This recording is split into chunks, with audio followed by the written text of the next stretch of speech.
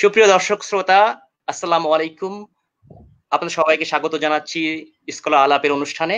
বরাবরের মতো আপনাদের সাথে আছি আমি মাহফুজুর রহমান।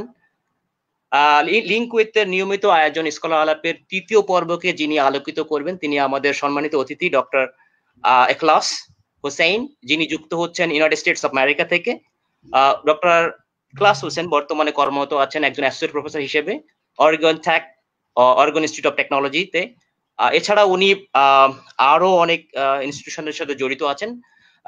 আপনাদেরকে যেটা দর্শক আপনারা জানেন যে আমাদের এই অনুষ্ঠানের ট্যাগলাইন হচ্ছে শুনতে চাই শোনাতে চাই। তো আমরা আজকে শুনবো ডক্টর এখলাস হোসেনের একাডেমিক লাইফের গল্প, শুনবো তার বর্তমানে রিসার্চ, শুনবো কি কি বিষয়ে উনি কাজ করছেন এবং পরবর্তী ভবিষ্যৎ যাদের ভবিষ্যৎ প্রজন্মের জন্য ওনার যদি কোনো সাজেশন থাকে বা ওপিনিয়ন থাকে বা কোন বিষয়ে কাজ করতে থাকবেন সেগুলো শুনবো, গল্প হবে। আপনারা যারা আমাদের সাথে যুক্ত হতে চান বা প্রশ্ন করতে চান তারা আপনাদের এখানে প্রশ্ন করতে পারেন। আপনার কমেন্টে আপনাদের কমেন্টগুলো লিখতে পারেন, আমরা এই কমেন্টগুলো পড়বো অনুষ্ঠানের একেবারে শেষ অংশে। তো দর্শক, আপনারা যদি চান যে এই অনুষ্ঠানটা আপনার আরো কোনো বন্ধু বা অন্যরা দেখুক তাহলে আপনি শেয়ার করতে পারেন। আর আপনার সাথে আমাদের সাথে যুক্ত হওয়ার জন্য আপনার অসংখ্য ধন্যবাদ। এ পর্যায়ে আমাদের সম্মানিত অতিথি ডক্টর এখলাস হোসেন, আপনাকে অসংখ্য ধন্যবাদ এবং আমন্ত্রণ জানাচ্ছি আমাদের স্কলার আলাপ অনুষ্ঠানে। Thank you, Dr. Mahfuz Rahman, for inviting me. I'm honored to be here. And আমি ট্রাই করব এই অনুষ্ঠানটা যেন যারা শুনতেছে বিহারদের জন্য এনজয়েবল হয়, মোর ইন্টারেক্টিভ হয় এবং ফিউ টেক অ্যাওয়ে লেসন থাকে ইয়াং জেনারেশনের জন্য। So I am looking forward to it. Right. So আমরা প্রথমেই যে প্রশ্নটা দিয়ে শুরু করব ডক্টর এখলাস হোসেন, সেটা হচ্ছে আপনার জীবনের গল্পটা শুরু হয়েছিল দৌলতপুর খুলনা থেকে, তারপর এখন ইউনাইটেড স্টেটস অফ আমেরিকাতে। তো এই জার্নিটা অবশ্যই অনেক লম্বা একটা জার্নি। তো যদি এই জার্নিটা একটু শর্ট করে আমাদের সাথে শেয়ার করেন, আমার দর্শকের সাথে। Thank you for the great question. I think এটা একটা লং জার্নি, এটা not a single event. So আমি এই কোর্সটাকে একটু দুইটা ভাগে ভাগ করতে চাই, যে আমার আন্ডার গ্রাজুয়েট এবং আর্লি এডুকেশনটা কেমন ছিল এবং তারপরে পোস্ট গ্রাজুয়েশনটা কেমন ছিল। তো আমি যখন আর্লি এডুকেশন শুরু করি আড়ংঘাটার স্কুলে, স্কুলটা দেখতে খুব ভালো লাগতো। আমার বড় ভাই বোন যারা স্কুলে যেত অনেকেই, আমরা বিগ ফ্যামিলি, 8 ভাই বোন আর আমি সবার ছোট। সো আর আমার ফাদার ছিল কৃষক। তো যখন বড় ভাই বোনরা স্কুলে যেত আমার খুব ভালো লাগতো যে কবে স্কুল শুরু করব। তো ঠিক আছে, অ্যাজ ইউজুয়াল 4 বছরে স্কুলে পাঠালো মা, স্কুলে যাওয়া শুরু করলাম। কিন্তু স্কুলটা দেখতে যত বাইরে থেকে যত সুন্দর, ভিতরটা প্রবলি অত সুন্দর না। গেলেই হোমওয়ার্ক শুরু, পড়া শুরু। আর্লি স্কুলিংটা একটু ডিফিকাল্ট ছিল আমার জন্য। আনটিল ক্লাস 4 পর্যন্ত আমি কিভাবে লিখতে হয় কিভাবে পড়তে হয় এটা ক্লিয়ারলি আমার আইডিয়া ছিল না। তো এই জন্য প্রত্যেক ক্লাসে অ্যাজ ইউজুয়াল পানিশমেন্ট পেতাম। সো এই জন্য স্কুলের প্রতি আমার কোনো আগ্রহ ছিল না প্রথম দিকে। তো আমি লাইক করতাম ক্রিকেট খেলা, ফিশিং করা, এইভাবে আর কি জীবনটাকে লিড করা। কিন্তু সাডেনলি ক্লাস 4 এসে আমি পড়া শিখি। পড়া শেখার পর আমি fall in love in with education. যেহেতু অনেকদিন ধরে আমি পানিশমেন্ট পাচ্ছি স্কুল কলেজে, সবার কাছে তিরস্কৃত হচ্ছি, তো হঠাৎ করে যখন পড়া শিখলাম তখন আই ওয়াজ সো এক্সাইটেড যে ইজ নট বিগ ডিল। তো তখন পড়া শুরু করলাম। কিন্তু পড়তে যে দেখি আরেকটা সমস্যা, যে আমি লিটারেচার রিলেটেড যে কোনো কিছুই আমার জন্য ডিফিকাল্ট এবং নাম্বার রিলেটেড যে কোনো জিনিস আমি খুব ফ্যাসিনেশন ফিল করি। তো ক্লাস 5 এবং ক্লাস 8 এ যখন বোর্ড এক্সাম হয়, ইউজুয়ালি লেস দ্যান 40 অথবা অ্যারাউন্ড 40% মার্ক থাকে আমার ওই সোশ্যাল সায়েন্সের সাবজেক্টগুলোতে এবং 70 to 80% স্কোর থাকে হচ্ছে ম্যাথ, সায়েন্স এইগুলোতে। তো 9 এ ওঠার পর আমার মনে হলো যে আমার দ্বারা প্রবাবলি সামথিং সায়েন্স অথবা ইঞ্জিনিয়ারিং রিলেটেড সাবজেক্ট ভালো হবে, উন্নত হবে না। তো সিমিলার ট্রেন্ড আমি দেখি হচ্ছে যখন আমি এসএসসি এবং ইন্টারমিডিয়েট পরীক্ষা দিই। সায়েন্সের এক্সাম গুলো আসার আগে আমি সো এক্সাইটেড, আজকে ম্যাথ এক্সাম, আজকে ফিজিক্স এক্সাম। আর যখন ইংলিশ বাংলা থাকে তখন খুবই খারাপ অবস্থা হয়ে যায়। সো ওভারঅল 75% অ্যাবভ স্কোর করি, কিন্তু যে জায়গায় 90% স্কোর থাকে ম্যাথ ফিজিক্সে, আর হচ্ছে 50% স্কোর থাকে প্রবাবলি সোশ্যাল সায়েন্সের সাবজেক্টে। সো এটা আমাকে হেল্প করে, খুব হেল্প করে এই স্ট্র্যাটেজিটা। ইভেন দো এটা আমার উইকনেস ছিল, বাট এই স্ট্র্যাটেজিটা আমার খুব হেল্প করে যে অ্যাডমিশন, স্পেশালি ইঞ্জিনিয়ারিং অ্যাডমিশনে, কারণ ইঞ্জিনিয়ারিং অ্যাডমিশনে মোরাললেস এই জিনিসটাই দেখে। সো আমার উইকনেসটা ইঞ্জিনিয়ারিং অ্যাডমিশনে স্ট্রেংথ হিসেবে আর কি প্রকাশ পেল, এবং আমার পছন্দেবল সাবজেক্ট ট্রিপলিতে ইলেকট্রিক্যালের চান্স পেলাম কুয়েটে। সো এটা ছিল কুয়েটের ইয়েটা। সো বরাবরই এই যে সমস্যাটা ছিল আর্লি এডুকেশনে, যে লিটারেচার আর ইংলিশ। আচ্ছা আচ্ছা।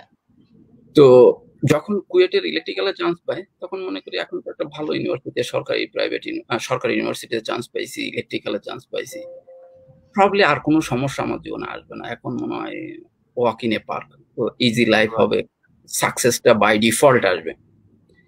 কিন্তু সাকসেসটা তো আসলে বাই ডিফল্ট আসে না, এবং আমার ওই ধারণাটা খুব দ্রুত ভুল প্রমাণ হলো। কারণ কুয়েটের এডুকেশন সিস্টেম হচ্ছে সমস্ত বইগুলো ইংলিশে, আবার সেই ইংলিশের স্ট্রাগল শুরু। তারপরে সেকেন্ড, কুয়েটের এডুকেশন সিস্টেমটা semester system, short term result, 2-3 মাস যেতে না যেতে টার্ম ফাইনাল, প্রথম উইক, ফিউ উইক পর থেকে ক্লাস টেস্ট। তো ওইভাবে যদি ফোকাস না করা যায় কোনোভাবে প্রথম থেকে, তো ওইটা ভালো করা সম্ভব হয় না। তো ভালো করা যেহেতু সম্ভব হয় না, সেহেতু প্রথম দিকে ওই ইংলিশ আর ওই আমার পড়ার স্টাইলের ডিফারেন্সের কারণে স্ট্রাগল করা শুরু করি। এই স্ট্রাগল চলতে থাকলো, স্টার্ট হেইটিং ইঞ্জিনিয়ারিং, থিঙ্ক করা শুরু করলাম সামথিং এলস করতে হবে আমাকে প্রবলি জীবনে সাকসেস হতে গেলে। এইভাবে চললো আনটিল থার্ড ইয়ার পর্যন্ত। থার্ড ইয়ারে এসে হঠাৎ করে পড়াল ইংলিশটা, এই ইঞ্জিনিয়ারিং এর স্কিলটা ধরলাম যে ও ইঞ্জিনিয়ারিং এইভাবে পড়তে হয়, এইভাবে শিখতে হয়। বাই দিস টাইম জিপিএটা খুব খারাপ অবস্থা চলে গেল, এবং কোনো কিছু খারাপ হলে, ভালো কিছু করলে কেউ যদি প্রশংসা করতে দেরিও করে, কিন্তু খারাপ করলে আমাদের সোসাইটি, আমাদের এনভায়রনমেন্ট, আমাদের এডুকেশন সিস্টেম তিরস্কার করতে প্রবলি 1 সেকেন্ডও দেরি করে না। তো এই জন্য আমার অল টাইম লো হয়ে গেল যে কনফিডেন্সটা, জিপিএ বিলো 3 হয়ে গেল। বিলো 3 হলে নিজেকে একটা প্রশ্ন করলাম, আমি কি ইঞ্জিনিয়ার হতে চাই? এই যে চ্যালেঞ্জটা এখন, আমি কি ভালো কিছু করতে চাই, আমি কি কামব্যাক করতে চাই? অ্যান্সার অবভিয়াসলি আসলো ইয়েস, অ্যাজ ইউজুয়াল। তো তখন হচ্ছে ফোর্থ ইয়ারে পড়ার দিকে ফোকাস করলাম, কিন্তু একটু ভালো করলাম, কিন্তু ওইটা খুব বেশি ভালো হলো না ওভারঅল। তো কুয়েটের পর থেকে তখন আমি চিন্তা করলাম কিভাবে কামব্যাক করা যায়। আর কামব্যাক করার ওয়ে দুইটা, এক জব সেক্টরে যে ভালো কিছু করা, অথবা একাডেমিয়াতে ব্যাক করে হায়ার স্টাডিতে ফোকাস করা। তো হায়ার স্টাডিতে ফোকাস করতে গেলে ফার্স্টে হচ্ছে যে জবে যে আমি এনজয় করতে পারিনি, কামব্যাক করে আইএলটিএস করতে আসলাম। আইএলটিএস করতে এসে দেখি একই সেই সমস্যা, সে আঙ্গুলের ব্যথার মতো, আঙ্গুল দিয়ে যে জায়গায় টিপা হয় সেই জায়গায় ব্যথা লাগে সারা শরীরে। তো ইংলিশে উইকনেস থাকার কারণে primary school, high school, university সব জায়গায় স্ট্রাগল শুরু। এবং আইএলটিএস এসে অ্যাজ ইউজুয়াল আইএলটিএস এসে দেখলাম যে ইংলিশ এক্সাম, আবার সেই বিপদ। ভালো করলাম না অ্যাজ ইউজুয়াল। ভালো না করলে সর্বসাকুল্যে আমি 6 পেলাম সেকেন্ড এক্সাম আইএলটিএস 6.5। এটা দিয়ে আমার জার্নি শুরু, যে ওকে ঠিক আছে, তাহলে হায়ার এডুকেশন শুরু করা যাবে। তো হায়ার এডুকেশন যখন শুরু করবো, তখন আমাদের ওই সময়কার ইন্টারনেটের অবস্থা অত ভালো ছিল না। ইন্টারনেট রিয়েলি স্লো, আর অ্যাভেলেবিলিটিটা ছিল ভেরি রিয়ার। তো এখন হচ্ছে যে আমার মেজো ভাই মালয়েশিয়াতে পড়তো, মেজো ভাই সাথে কমিউনিকেট করলাম কি করা যায়। যোগাযোগ করে আমি ইউআইতে, ইসলামিক ইন্টারন্যাশনাল ইসলামিক ইউনিভার্সিটিতে মাস্টার্সে অ্যাপ্লাই করলাম। মাস্টার্সে অ্যাপ্লাই করলাম ইলেকট্রিক্যাল এবং মেকাট্রনিক্স দুইটা ডিপার্টমেন্টে, যেন চান্সটা বেশি হয় অ্যাডমিশনের। বিকজ আমি ইলেকট্রিক্যালি লাইক করি, ইলেকট্রিক্যালাই পড়তে চাই। ফরচুনেটলি আমি ইলেকট্রিক্যালে অ্যাডমিশনটা পাইলাম, এবং খুব খুশি খুশি মনে চলে আসলাম, ওকে আমি মালয়েশিয়া চলে আসি। ওকে, এখন মালয়েশিয়া আসাটা একটাই মোটিভেশন ছিল, যে আমার যে কনফিডেন্সটা অল টাইম লো ছিল, যে রেজাল্টটা খারাপ ছিল, ওইটাকে চেঞ্জ করতে চাই। এটাই ছিল আমার একমাত্র মোটিভেশন, যে আমি 3.0 স্টুডেন্ট, আমি একটা 4.0 স্টুডেন্ট হতে চাই। তো ঠিক আছে, অ্যাজ ইউজুয়াল মালয়েশিয়াতে আসার পর ডে 1 থেকে পড়া শুরু, যেটা মিসিং ছিল কুয়েটে। এবং ডে অন থেকে যে যে আদার অ্যাক্টিভিটিস, কো curricular activities, networking developing, paper writing, রিসার্চের অ্যাক্টিভিটিস গুলো শুরু করি। যে ইনস্টেড অফ ওয়েটিং, যে আমি ওয়েট না করে প্রথম থেকেই শুরু করে দিই। এবং অ্যাজ ইউজুয়ালি আমি এই জায়গায় একটা সবার জন্য, যারা ইয়াং জেনারেশন, যারা এখন পড়ালেখা করছে, তাদের জন্য একটা টেক ওয়ে পয়েন্ট এই জায়গায় আমি বলতে চাই। যদি কোনো কারণে আন্ডার গ্রাজুয়েটের রেজাল্ট খারাপ হয়ে যায়, এটা যদি 3 বিলো 3 ইভেন উইথ ব্যাকলগ, এটা কোনো সমস্যা না। তাদের জন্য সবগুলো ডোর ওপেন আছে, যেগুলো 4.0 জিপিএ ধারী স্টুডেন্টের জন্য আছে। কিন্তু যারা লো জিপিএ, তাদের পাথটা একটু স্টিপ থাকে, তাদের একটু ডিফিকাল্ট থাকে ওই পাথটা, কিন্তু এটা ইম্পসিবল না। এটা যেহেতু ইম্পসিবল না, সেহেতু তাদের কোনো রকম ফিল করা উচিত না যে আমার জিপিএ খারাপ হয়েছে, আমার লাইফটা শেষ। না, there is always second chance. Life always believe in second chance, third chance. So এটা কোনো সমস্যা না। এবং এই যে ব্যাকগ্রাউন্ডটা কোনো ইফেক্ট করে না। যেমন আমি ছোটবেলা থেকে যে ইংলিশের যে স্ট্রাগলটা, এই স্ট্রাগলটা আমার জীবনে সারা সময় ছিল। এটা আমি কোনোদিনই ওভারকাম করতে পারিনি, কিন্তু আমি ওয়ে বের করা শিখেছি যে কিভাবে ডিল করতে হয় ডিসএবিলিটি, লার্নিং ডিসএবিলিটি থেকে কিংবা উইকনেস থেকে, আর কিভাবে take advantage of your strength. তো মালয়েশিয়াতে পড়া শুরু করলাম, ভালো রেজাল্ট হলো, উমাটিক স্কলারশিপ পেলাম, টিএ ছিলাম, আরআই ছিলাম। এই জায়গায় একটা জিনিস আমি একটু বলতে চাই, যে জিনিসটা যে যখন আমার ইলেকট্রিক্যাল ডিপার্টমেন্টে অ্যাডমিশন হয়, আমি প্রপার সুইটেবল অ্যাডভাইজার খুঁজে পাইনি, এবং ফান্ডিং খুঁজে পাইনি, বেটার অপরচুনিটিস।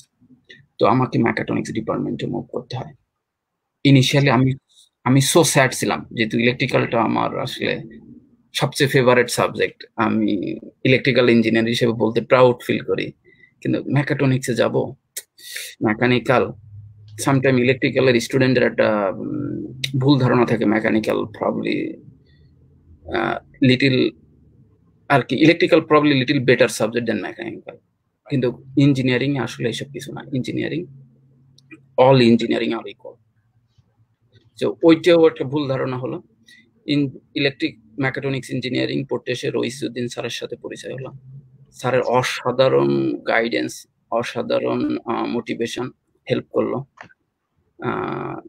একটা সিস্টেম কিভাবে কমপ্লিটলি কাজ করে শেখা শুরু করলাম। তারপর সিস্টেম ইঞ্জিনিয়ারিং, রোবোটিক্স, কন্ট্রোল, এই জিনিসগুলো শেখা শুরু করলাম, যার সাথে ইলেকট্রিক্যালের সম্পর্ক আছে কিন্তু কমপ্লিটলি অ্যালাইন করে না। তো তারপর মাস্টার্সের সেকেন্ড ইয়ার থেকে প্ল্যান করা শুরু করলাম যে এবার সেকেন্ড ফেজে যে জাস্ট ইউএস এর ট্রানজিশনটা কেমন, Malaysia to USA.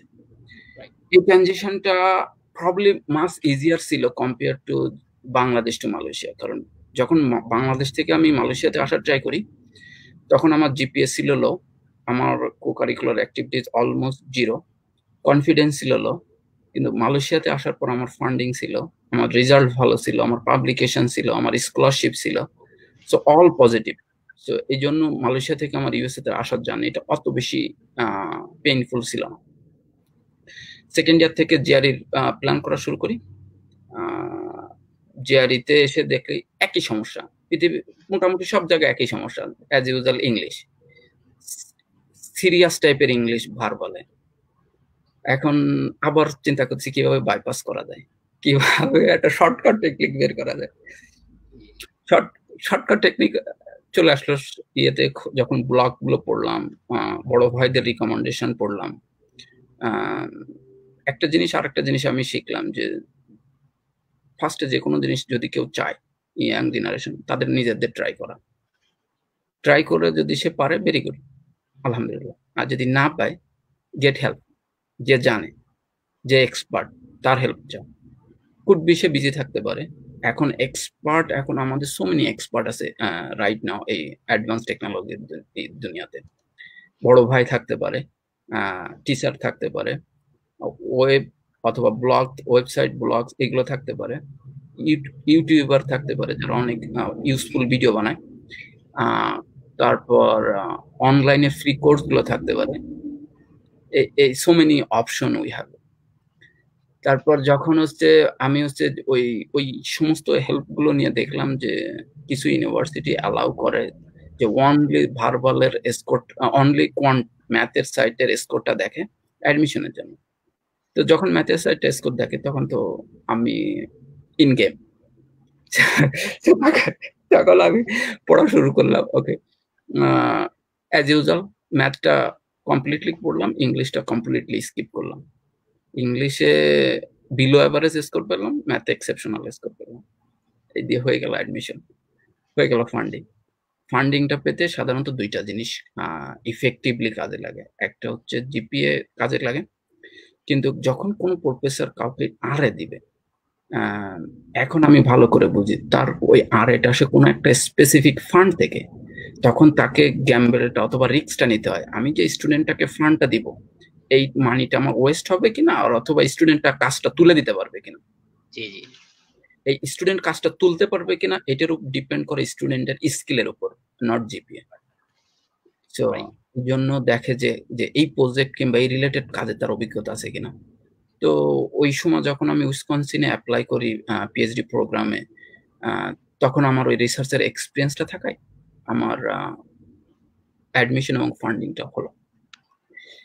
As usual আমি ম্যাকাট্রনিক্স থেকে ইলেকট্রিক্যাল ডিপার্টমেন্টে অ্যাপ্লাই করি। ইলেকট্রিক্যাল ডিপার্টমেন্টে অ্যাপ্লাই করলে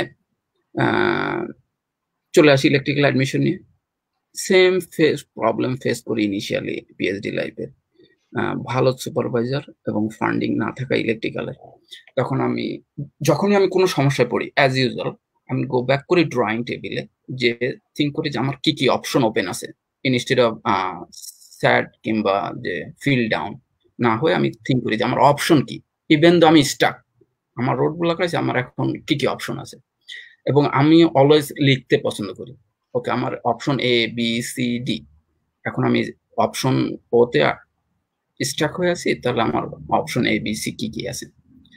তখন অল ইঞ্জিনিয়ারিং ডিপার্টমেন্টে এক্সপ্লোর করা শুরু করলাম যে জায়গায় আমি could be as a PhD student হিসেবে কাজ করতে পারি। অপশন মেনলি কাম আসলো দুইটা, কম্পিউটার সায়েন্স আর মেকানিক্যাল ইঞ্জিনিয়ারিং। দুই জায়গায় অ্যাডভাইজার আছে এবং ফান্ডিং অ্যাভেলেবল। এখন আমাকে চুজ করতে হবে, বিকজ এখন আছে আমাকে প্লে করতে হবে আমার স্ট্রেংথ আর উইকনেস নিয়ে। উইকনেস আমার প্রোগ্রামিং এ উইকনেস, আর মেকানিক্যাল ইঞ্জিনিয়ারিং সম্পর্কে অলরেডি ইন্ট্রোডিউসড হয়েছি মাস্টার্সে। তো আমি চুজ করলাম মেকানিক্যাল ইঞ্জিনিয়ারিং। আচ্ছা, একটি বিগ জাম্প, ইলেকট্রিক্যাল ইঞ্জিনিয়ারিং এর সবকিছু পড়ে পিএইচডি তে ধুপ করে মেকানিক্যাল ইঞ্জিনিয়ারিং ডিপার্টমেন্টে আসা। I was feeling so sad, but I had to make that decision. তো as usual electrical engineering, mechanical engineering এ যখন চুজ করলাম, পিএইচডি 3টা ধাপ আছে। ফার্স্টে কোয়ালিফাইং এক্সাম, যে সাবজেক্ট নলেজের উপর জাজ করা যে এই ফিল্ডে তার বেসিক নলেজটা ঠিক আছে কিনা। তো যখন কোয়ালিফাইং এক্সাম দিতে দেখলাম সব বেসিক মেকানিক্যাল ইঞ্জিনিয়ারিং এর subject, thermodynamics, fluid, vibration, dynamics, যার আমার আইডিয়াই নেই। তখন তো মনে করলাম এই শেষ, পিএইচডি রোড ব্লক। তো সুপারভাইজারের সাথে পরামর্শ করলাম, বললো তুমি ডিসিশন মেড করেছো, আর এটা তুমি degree, either you want or you leave, I don't care. So তখন আমি গো ব্যাক করলাম, থিঙ্ক করলাম, ফ্যামিলি মেম্বারদের সাথে ডিসকাস করলাম, স্পেশালি আমার বড় ভাইয়ের সাথে ডিসকাস করলাম। তখন সে বললো ডিল উইথ ইট। ওকে, তাহলে ডিল উইথ ইট, তাকে শিখতে হবে। ডিল তো একমাত্রই যে শেখার বিকল্প নেই। বই কিনলাম, সলিউশন কিনলাম, অঙ্ক করা শুরু করলাম, পড়া শুরু করলাম। অনেকেই হেল্প করলো। আমি একটা জিনিসে ভালো, যখন কোনো জায়গায় আটকে যাই সহজে স্বীকার করে ফেলি যে আমি আটকে গেছি, হেল্প করো। এবং through out the life probably আমাকে অনেকেই হেল্প করেছে, যে প্রত্যেক স্টেজে। ওই সময়তে তাহলে সে কোয়ালিফাইং দিলাম, 2 বার দিয়ে পাস করলাম, কিন্তু আই ওয়াজ সো হ্যাপি যে আমি সামথিং নিউ শিখলাম নিজে নিজে এবং পাস করলাম। তো বেসিক এক্সাম কোয়ালিফাইং পাস করা গেল বেসিক নলেজ দিয়ে। তো এটা একটা জিনিস, যদি কারো কোনো সময় ডিপার্টমেন্ট চেঞ্জ করা লাগে, কোনো নিউ আপকামিং যে যারা পিএইচডি স্টুডেন্ট অথবা যারা এখন পিএইচডি করতেছে তাদের মাথায় রাখা, যদি ডিপার্টমেন্ট চেঞ্জ করা হয়, it's not impossible to get PhD from different subject or department, but এই যে চ্যালেঞ্জটা তাদের মানতে হবে। আর এই চ্যালেঞ্জটা যদি মানতে পারে তাহলে কোনো ইঞ্জিনিয়ারিং ডিফিকাল্ট না। তারপর কোয়ালিফাইং এক জিনিস, আর তারপরে প্রপোজাল, কিভাবে কোন ফিল্ডে রিসার্চ করব। কিন্তু প্রপোজাল লিখতে এসে দেখলাম যে নো লঙ্গার বেসিক নলেজ, এই জায়গায় অ্যাডভান্স নলেজের দরকার হয়, এবং এই ফিল্ডে কেউ কাউকে হেল্প করতে পারবে না, না কোনো সুপারভাইজার, না কোনো রিলেটিভস, না কোনো বড় ভাই, না কেউ। এই রিসার্চটা একা করতে হবে, এই পথটা একা পাড়ি দিতে হবে। তখন আমি চিন্তা করলাম এটা আমার পক্ষে সম্ভব না। আমি অ্যাডমিট করলাম যে এর অ্যাডভান্স নলেজটা আমার পক্ষে সম্ভব না। তাহলে এখন অপশন কি?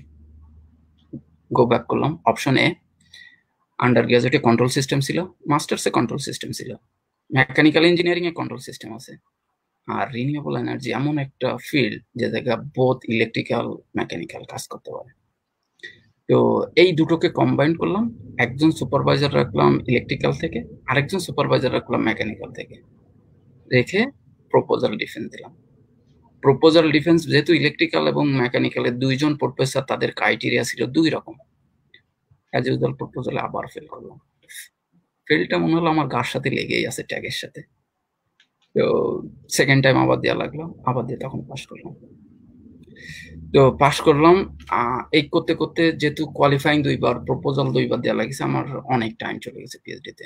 অলরেডি আমি তখন 4th ইয়ারের শুরুতে, ফান্ডিং 4th ইয়ার পর্যন্ত, 5th ইয়ারে কোনো ফান্ডিং নেই, ইউনিভার্সিটির রোল। তখন আমি কি করব? তখন আমি চিন্তা করলাম যে ওকে, লেটস ফাইন্ড এ জব। তখন পিএইচডি শেষ হয়নি, জাস্ট কোয়ালিফাইং দিয়ে বসে আছি। তখন জব সার্চ শুরু, জব হান্ট শুরু। ইউএসএ তে একটা গুড অপরচুনিটি, যে সো বিগ কান্ট্রি আর অপরচুনিটি হিউজ। যে জব চাই সে জব পায়, every single person will get A job in USA. তো জব শুরু করলাম। তখন হচ্ছে উইসকনসিন থেকে অরিগন, প্রবাবলি অ্যাবাউট 4000 কিলোমিটার দূর। এই জবের এই ওপেনিংটা মনে হলো যে এরা চাচ্ছে ইলেকট্রিক্যালের এবং রিনিউয়েবল আর কন্ট্রোল সিস্টেমের একজন। তো আমি অ্যাপ্লাই করলাম। অ্যাপ্লাই করলে মনে হলো যে জবটা প্রবাবলি এই আমার। এইভাবে পড়া জবে চলে আসলাম, এবং ইউএস এর লাইফটা প্রবাবলি এই পর্যন্ত বলা যায় যে ফার্স্ট ফেজ অফ ইউএস এর লাইফ। এখন আমি সেকেন্ড কোশ্চেনটা নিতে চাই। এই কোশ্চেনের অ্যানসারটা অনেক বড় ছিল। রাইট। প্রিয় দর্শক শ্রোতা, আপনারা দেখছেন স্কলার আলাপ, আমাদের সাথে আছেন ডক্টর ইখলাস হোসেন। আমাদের চমৎকার আলোচনা চলছেন। আপনারা দেখলেন যে আসলেই একজনের জীবন যতটা দূর থেকে আমরা দেখি বা যেভাবে আমরা চিন্তা করি যে হয়তো বিহাইন্ড স্টোরিটা অথবা পিছনের যে কার্যকার্যটা বা যেভাবে গড়ে ওঠে সেটার স্টোরিটা অতটা স্মুথ থাকে না। তো যেখানে আপনারা শুনলেন যে উনি যেই ইংরেজিতে সমস্যা বা ইংলিশে যেটা আমরা বলি যে সমস্যাটা উনি ফেস করেছেন একেবারে স্কুল লাইফ থেকে, সেটাকে ওভারকাম করে আজ ইউনাইটেড স্টেটস অফ আমেরিকার অর্গান টেক ইউনিভার্সিটিতে পড়াচ্ছেন। তো আপনারা বুঝতে পারছেন আসলে যদি ওইরকম ডিটারমিনেশন কারো থাকে, চেষ্টা থাকে, যদি লেগে থাকা যায় তাহলে সাকসেস আসবেই। আমার কাছে যেটা মনে হয়েছে বা আজকের আমাদের সম্মানিত অতিথির কাছে আলোচনা শুনে যেটা মনে হয়েছে। সো আপনারা যারা তরুণ, যারা শুনছেন, আশা করছি আমাদের সাথে থাকবেন এবং আরো শুনবেন। আপনাদের কোনো প্রশ্ন থাকলে আমাদের জানাবেন। আমাদের পরবর্তী প্রশ্ন ডক্টর ইখলাস আপনার জন্য, সেটা হচ্ছে যারা আজ কুয়েটে, রুয়েটে বা যারা ইলেকট্রিক্যাল ইঞ্জিনিয়ারিং বা বিভিন্ন ধরনের ইঞ্জিনিয়ারিং সাবজেক্টে যারা অনার্স করছে, অনার্স করার পর তাদের একটা ইচ্ছা আছে তারা মাস্টার্স বা পিএইচডি বাইরে করবে বা তারা গবেষণা করবে, পরবর্তীতে হয়তো একাডেমিয়াতে আসতে চায় বা রিসার্চার হতে চায়। তো একজন ওয়ার্ল্ড ক্লাস, যেমন আপনি একটা ক্লাস রিসার্চার, আমি বলবো আপনি বিভিন্ন ইনস্টিটিউশনে জড়িত আছেন, বিভিন্ন আমি বলবো ওয়ার্ল্ড ক্লাস জার্নালের এডিটর হিসেবে আছেন, গেস্ট এডিটর হিসেবে আছেন, সেই বিষয়ে আমরা পরে আসবো। তো আপনি রিসার্চের সাথে কাজ করেছেন, অনেক প্রজেক্ট পেয়েছেন, অনেক প্রজেক্ট শেষ করেছেন, লিড রিসার্চার ছিলেন অনেক। আপনার অরিগন টেক ইউনিভার্সিটির ওয়েবসাইটে গিয়ে আমি আপনার সম্পর্কে পড়েছি, তারা আপনার একটা ফিচার করেছে, সেটাও আমি দেখেছি। তো আমার মনে হয় যে আপনার যেই আপনি আমাদের জন্য একটা উদাহরণ সৃষ্টি করেছেন। তো সেই ধরনের রিসার্চার হতে হলে আপনি যেই সমস্যাগুলো ফেস করেছেন, হয়তো কুয়েটে আপনার ওই রিসার্চের ওরিয়েন্টেশনটা ছিল না, হয়তো মালয়েশিয়াতে হালকা ওরিয়েন্টেশন থাকতে পারে, কিন্তু এই ওরিয়েন্টেশনটা কি আমরা আন্ডারগ্রেডের পরে পেতে পারি, বা এই ওরিয়েন্টেশনটা যদি আমরা আগে থেকে ম্যানেজ করি তাহলে কি আমাদের জন্য পিএইচডি জার্নিটা একটু সহজ হবে? মানে এই বিষয়ে আপনি যদি একটু বলেন আমাদের। আচ্ছা, থ্যাংক ইউ। এটা সত্যিকার একটা ভালো কোশ্চেন। এই কোশ্চেনটা অনেকেই আর কি মনে আসে, আমারও মনে ছিল প্রবলি এই জায়গা থেকে 10-15 বছর আগে। যে তো আমি এই কোশ্চেনটা এইভাবে অ্যান্সার করব, যেহেতু এখন টেকনোলজিটা চেঞ্জ হয়েছে, এখন ইন্টারনেটে প্রবলি আমি যাদের সাথে কাজ করি রাইট নাও, কুয়েটের সাথে কিংবা রুয়েটের সাথে যারা পড়ে, থার্ড ইয়ারে পড়ে, ফোর্থ ইয়ারে পড়ে, এমন অনেকের সাথে রাইট নাও আমি কাজ করি পার্সোনালি। আমার বেশ কয়েকটা জার্নাল পেপার আছে এবং কনফারেন্স পেপার আছে তাদের সাথে। সো আমি বলবো পাস করার পরে না, স্টিল পাস করার আগে তারা এই জিনিসটা জার্নিটা শুরু করতে পারে। এই জার্নিটা শুরু করা যায় আর্লি অ্যাজ থার্ড ইয়ার থেকে, যখন তারা বেসিক সাবজেক্টগুলো ডান, অ্যাটলিস্ট সার্কিটটা ডান, তখন থেকে তারা রিসার্চের কাজে আসতে পারে। কিন্তু তখন যেহেতু তাদের হচ্ছে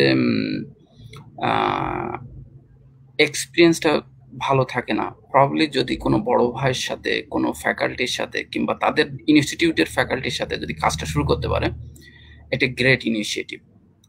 আর এই যেহেতু এটা একটা great initiative, it A lot of time tax from regular academic activities. যদি কোনো থার্ড ইয়ারের কোনো স্টুডেন্ট স্কিল ডেভেলপ এবং রিসার্চের কাজে পার্টিসিপেট করে, রোবোটিক্স কম্পিটিশন, আইট্রিপলির অ্যাক্টিভিটিসে পার্টিসিপেট করে, তার মানে সে তার হচ্ছে ক্লাস সিটি থেকে class test, year final, mid term, এই এক্সাম থেকে সে টাইমটা কেটে নিচ্ছে। তখন তার একসেপ্ট করা উচিত, কম্প্রোমাইজের মেন্টালিটি থাকা উচিত। I will get 3.0, 3.2 with experience, with some publication. এটা খুবই ডিফিকাল্ট যে অ্যাবাউট 4.0 অথবা 3.75 অর অ্যাবভ পাবো এবং এই রিসার্চটা শিখবো আন্ডার গ্রাজুয়েটে, নট ইভেন আন্ডার গ্রাজুয়েটের পর। এটা করা সম্ভব, কিন্তু এই গোলটা, যে যার গোলটা সেট করতে হবে, টেইলরিংটা তার নিজের হতে হবে। যে ওকে, আমার স্ট্রেংথ, আমার উইকনেসটাই, আমি এইভাবে আমার কেরিয়ারটাকে, আমি হায়ার স্টাডিজে যেতে চাই। হায়ার স্টাডিজের অ্যাডমিশনের ইউজুয়ালি 3টা ক্রাইটেরিয়া থাকে। নাম্বার 1 ক্রাইটেরিয়া হচ্ছে যে জিপিএ, সেকেন্ড হচ্ছে তার রিসার্চ অ্যাক্টিভিটিস যখন মাস্টার্স অথবা পিএইচডিতে অ্যাপ্লাই করে, থার্ড অ্যাক্টিভিটিস কুড বি তার co curricular activities, probably music, probably sports. ওইগুলোরও ভালো ভ্যালু দেয়। যদি কোনো বড় ইউনিভার্সিটিতে অ্যাডমিশন নিতে হয়, ভালো sportsman can get fund even from Bangladesh, ভালো মিউজিশিয়ান ক্যান গেট ফান্ড, দেন ভালো researcher can get fund.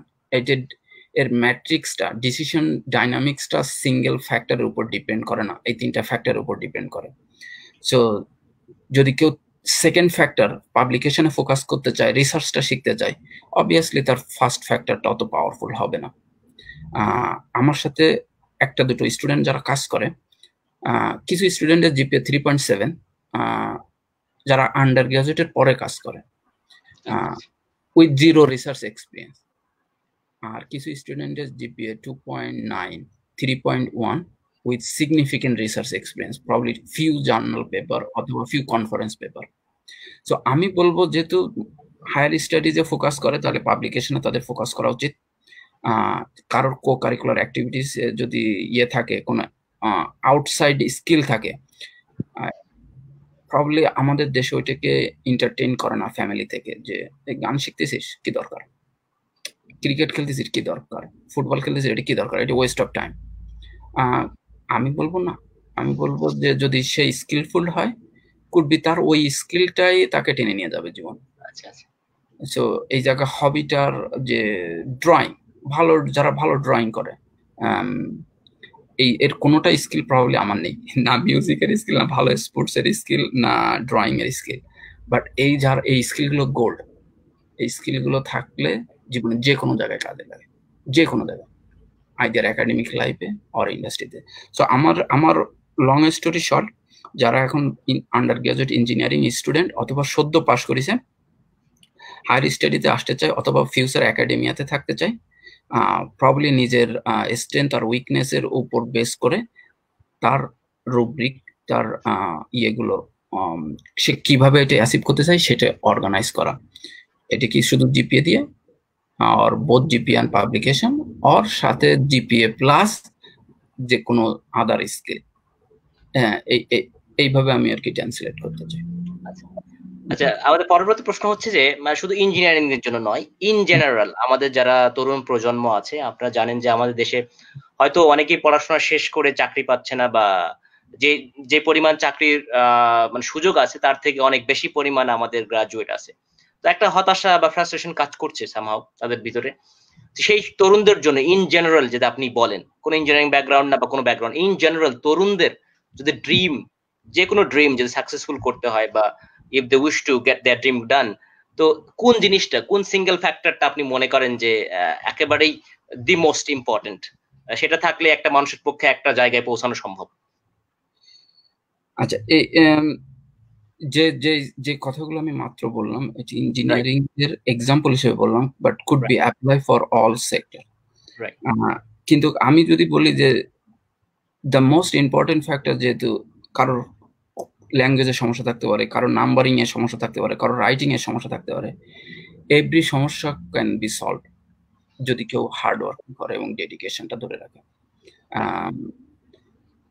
Usually সাকসেসটা দুইটা জিনিসের উপর ডিপেন্ড করে। আমার ব্যক্তিগত জীবনের এক্সপিরিয়েন্স থেকে আমি বলবো, আমি কুড বি রং, যে লো যারা যারা একটা একটা ক্লাসে 100টা স্টুডেন্ট যদি থাকে, 100টা স্টুডেন্টের probably top 2% student probably exceptional. তারা কোনো কিছুই মানার দরকার হয় না, কোনো গতানুগতিক নিয়ম। আর probably bottom 5 to 10% student probably could be, তাদের কারোর লার্নিং ডিসএবিলিটি আছে। লার্নিং ডিসএবিলিটিটা ফাইন্ড আউট করাটা খুবই ইম্পর্টেন্ট। যদি কোনো লার্নিং ডিসএবিলিটি থাকে, এটা not the end of the world. ফার্স্টে ফাইন্ড আউট করা এবং তার ওয়ার্ক অ্যারাউন্ড। এবং এই লার্নিং ডিসএবিলিটিটা ফাইন্ড আউট করতে অনেক সময় পোস্ট গ্রাজুয়েশন অথবা অনেক দেরি হয়ে যায়, যে আমার এই ধরনের সমস্যা আছে। তো এর মাঝামাঝি যারা 90% যে স্টুডেন্ট, যে majority student, the number of hours they put in their effort, the similar amount of output they should get. So তার মানে হচ্ছে যে যে পরিমাণ পরিশ্রম তারা করবে, ঠিক সেই পরিমাণ তারা আউটপুট পাবে। এর একদম সহজ রূপ। আরেকটা বিষয় যদি একটু আপনার সাথে অ্যাড করি, তাহলে আপনার হয়তো এক্সপ্লেন করতে সুবিধা হবে। আমাদের আসলে বাংলাদেশের প্রেক্ষাপটে আমাদের হাজার হাজার গ্রাম, অনেকে 64 থেকে 65-66 হাজার গ্রাম।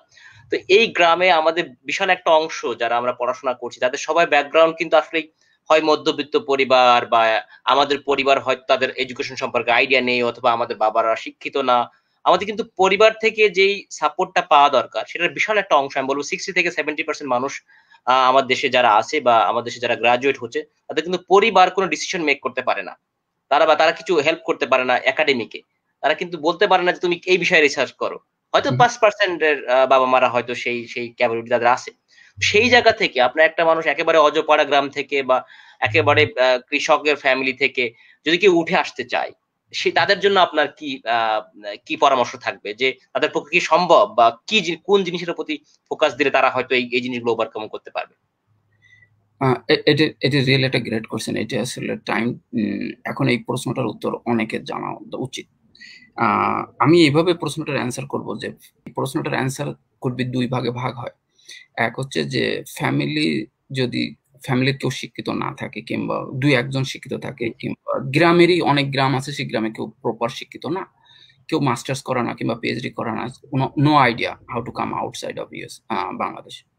তো তখন আমি বলবো যে অ্যাটলিস্ট বাংলাদেশের এডুকেশন সিস্টেম কিংবা বাংলাদেশের এনভায়রনমেন্টটা এতটুকু হেল্প করে তাকে কোনো একটা ন্যাশনাল ইউনিভার্সিটি অথবা কোনো একটা প্রাইভেট ইউনিভার্সিটি অথবা কোনো একটা পাবলিক ইউনিভার্সিটি পর্যন্ত নিয়ে আসতে পারে অনার্সে।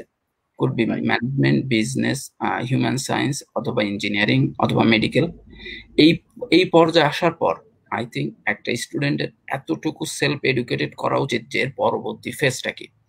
যেমন আমি বলবো, যদি ইভেন বিএল কলেজে যারা পড়ে, খুলনা বিএল কলেজে অথবা খুলনা ভার্সিটিতে অথবা ঢাকা ভার্সিটিতে যে স্টুডেন্টরা ফার্স্ট ইয়ারে পড়ে, সেকেন্ড ইয়ারে পড়ে, সে অবভিয়াসলি তার বড় যারা সিনিয়র তাদের ফলো করা উচিত, যে 4th ইয়ারে কিংবা 5th ইয়ারে যারা আছে, যারা কিভাবে বাইরে যাচ্ছে, কিভাবে ইয়েটা করছে, ওই যে ইয়েটা নেটওয়ার্কটা, যে সোসাইটিটা, ওই জায়গা থেকে তারা ওই নলেজটা পেতে পারে। প্রথম স্টেপটা তারা ফ্যামিলি যে অবস্থায় থাকুক না আসতে পারে। সেকেন্ড স্টেপটা তারা মনে না করা, ওকে দ্যাটস ইট, জীবনের বাইরে কিছু নেই। অনেকে আমার দেখা মতো অনেকে খুব ভালো স্টুডেন্ট ছিল প্রাইমারি স্কুলে, অনেকে খুব ভালো স্টুডেন্ট ছিল হাই স্কুলে, তারা মনে করছে হাই স্কুলটা শেষ, কিন্তু এর বাইরে কিছু না। অনেকে খুব ভালো স্টুডেন্ট ছিল আন্ডার গ্রাজুয়েট পাস করেছে, কিছু ভালো কিছু করতেছে, সেটেল। কিন্তু লাইফের এইভাবে প্রত্যেক এক একটা লেয়ার আছে, অনেকগুলো লেয়ার আছে। অনেক সময় গ্রাম থেকে আসলে 3-4টা লেয়ার পার হওয়ার পর তারা ফেড আপ হয়ে যায়, যে মনে করে অথবা আর দরকার নেই। বাড়ির লোকজন বলে যে অনেক পড়ালেখা করেছিস, এখন বাদ দে, এখন চাকরি বাকরি কর, সংসার কর, কিংবা অন্য কিছু কর। কিন্তু আসলে পড়ালেখা তো শেষ নেই। আমি এখনো এভরিডেতে আমি শিখি। ইভেন আমি টিচিং করি, বাট আমি more prefer to I am a researcher, এটা বলবো। তো এই জন্য যে ওই ক্লান্তিটা যেন তাড়াতাড়ি না আসে, একটু ধৈর্যশীল থাকে, একটা লেয়ারের পর আরেকটা লেয়ার আসে। এবং এটা I think by that time, যে একটা ওই যে জায়গা থেকে স্টুডেন্ট আসুক না কেন, সেকেন্ড ইয়ার অথবা থার্ড ইয়ারে ওঠার পর তার নিজে একটা মোটামুটি সারাউন্ডিং তাকে এডুকেট করবে, যে এটা এইভাবে। প্রিয় দর্শক শ্রোতা, আপনারা শুনছেন হার না মানার গল্প এবং জীবনের একটা পিকে পৌঁছানোর গল্প। সেই গল্প থেকে আমরা প্রেরণা নিতে পারি, শিখতে পারি। আর আগেও আমি যেটা বলেছি কতবার, যে আসলে আমরা কেউই কারো জীবন নিতে পারবো না, কেউ কারো জীবনের ওই জায়গায় পৌঁছাতে পারবো না। You can't be doctor Ikhlas Hossain, you can't be doctor Mahfuz for example, but আমরা যেটা হতে পারবো সেটা হচ্ছে the best version of yourself. এই যে আমার নিজের বেস্টটা হওয়া, আমার সেই জায়গাতে যদি আমরা ফোকাস করি, তাহলে মনে হয় যেভাবে ডক্টর ইখলাস হোসেন চেষ্টা করেছেন, উনি বিভিন্ন স্টেজে, কুয়েট থেকে মালয়েশিয়া থেকে ইউএস, প্রতিটি স্টেজেই কিছু সমস্যা ফেস করেছেন, কিন্তু প্রতিবার যেটা উনি লেগে থেকেছেন, উনি স্বীকার করেছেন অকপটে। এই জিনিসটা আমি আরেকটা জিনিস আপনাদের মানে আমি ধন্যবাদ দিতে চাই এই লাইভে, সেটা হচ্ছে আপনি যে অকপটে স্বীকার করেন। আমার মনে হয় এই জিনিসটা আমাদের শিখতে সাহায্য করে। আই ডোন্ট নো, মানে আমি জানি না, এটাতে লজ্জা নেই, কিন্তু আমি না জেনে জানার ভান করাটাতে লজ্জা আছে, অপমান আছে, ওখানে অন্যায় আছে আমি মনে করি। এই জন্য না জানাটা অপরাধ নয়, কারণ আমরা অনেকেই অনেক কিছু না জানতে পারি। এটাই হচ্ছে বাস্তবতা। কারণ পৃথিবীতে এত কিছু জানার আছে, যে আমরা এত অল্প বয়সে এত ছোট্ট একটা জীবনকালে কিছু জানা সম্ভব না। তো সেই জায়গাতে আপনি যে এই যে অকপটে স্বীকার করে অন্যের কাছ থেকে সবসময় শিখেছেন এবং এখনো শিখছেন বা কাজ করে যাচ্ছেন, আমার মনে হয় সেটাই হয়তো আজকের এই অবস্থানের পিছনে অত্যন্ত ভাবে কাজ করছে। এবং এর পরের প্রশ্নে আমরা চলে যাব ডক্টর ইখলাস। সেটা হচ্ছে, আমাদের পরের প্রশ্ন হচ্ছে যে আপনি বেশ কিছু জার্নালের অ্যাসোসিয়েট এডিটর হিসেবে আছেন, যেমন IEEE এর অ্যাক্সেস, এটার একটা অ্যাসোসিয়েট এডিটর হিসেবে কাজ করছেন। আছেন অনেকগুলো জার্নালের গেস্ট এডিটর হিসেবে, বিভিন্ন স্পেশাল ইস্যুতে আপনি গেস্ট এডিটর ছিলেন। তো এই যে একজন রিসার্চার, একটা ইয়াং রিসার্চার, মনে করেন আপনি রিসার্চ করছেন, গ্রান্ট পাচ্ছেন, তো এখন যদি কেউ ওরকম গেস্ট এডিটর হতে চায়, ব্যস্ত এডিটর হতে চায়, আসলে এই জার্নিটা কেমন, বা এই ওয়েটা কেমন, বা কিভাবে হতে হয়? আপনি কি অ্যাপ্রোচ করেন, না তারা আপনাকে অ্যাপ্রোচ করে, বা এর কোনো ওয়ে আছে কিনা? যারা ইয়াং রিসার্চার, যারা হয়তো একাডেমিয়াতে জাস্ট ফ্যাকাল্টি হিসেবে জয়েন করেছে, তাদের জন্য আসলে এটা কিভাবে হওয়া উচিত, বা কোন অ্যাপ্রোচটা হওয়া উচিত, আপনি যদি কোনো একটু শেয়ার করেন আমাদের সাথে। Thank you. এটা একটা ভেরি টাইমলি কোশ্চেন। যারা ইয়াং রিসার্চার অথবা ইভেন ফ্যাকাল্টি হওয়ার আগেও could be associate editor, guest editor হওয়া যায় পিএইচডি স্টুডেন্ট থাকা অবস্থায়। তো ফার্স্টে যখন যদি কোনো বিষয়ে, ফর এক্সাম্পল প্রত্যেকটা জার্নাল হচ্ছে যে নলেজ বেসড, যে রিনিউয়েবল এনার্জির জার্নাল, কন্ট্রোল সিস্টেমের জার্নাল, কিছু জার্নাল ইন জেনারেল জার্নাল আছে, যেমন ইলেকট্রিক্যাল ইঞ্জিনিয়ারিং জার্নাল। তো আমি বলবো যেগুলো স্পেসিফিক জার্নাল, যে রিনিউয়েবল এনার্জি অথবা কন্ট্রোল সিস্টেমের জার্নালে যদি আমি অ্যাসোসিয়েট এডিটর হতে চাই, ফার্স্টে আমাকে ওই ফিল্ড সম্পর্কে একটা ভালো নলেজ থাকা লাগবে, এবং অথবা জানার আগ্রহটা থাকা লাগবে। এই আগ্রহ থেকে প্রবাবলি ফার্স্ট যে জিনিসটা হবে, যে একটা পেপার ওই এরিয়াতে পাবলিশ করা এবং ওই জার্নালের বেশ কিছু পেপার রিভিউ করা। ইউজুয়ালি যারা অ্যাসোসিয়েট এডিটর হতে চায়, ওই সব জার্নালগুলো দেখতে চায়, তারা অনেক পেপার রিভিউ করেছে, ওই রিভিউ হিস্ট্রি গুলো তারা দেখে যে রিভিউ গুলো কেমন ভাবে করেছে এবং কতটুকু অনেস্ট ছিল। সে কি আসলে যে পেপার গুলো রিভিউ করেছে সেগুলো বুঝতে পারিছে কিনা, কিংবা প্রবলেম ফাইন্ডিং করতে পারিছে কিনা, কিংবা প্রপার জাজ করতে পারিছে কিনা, বায়াসনেসটা বাদ দিয়ে। অনেক সময় যে বায়াসনেস কাজ করে, তো এইগুলো দেখে যে একজনের প্রোফাইল বিল্ড হয় একটা জার্নালে।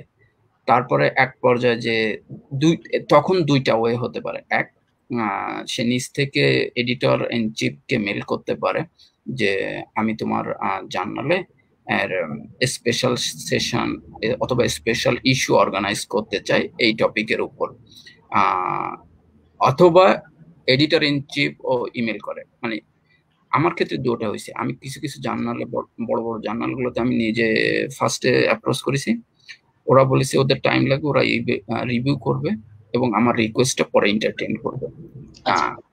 তো কিছু জার্নাল আমাকে সরাসরি অনার করেছে ইমেল পাঠানোর পর, based on publication, based on activities.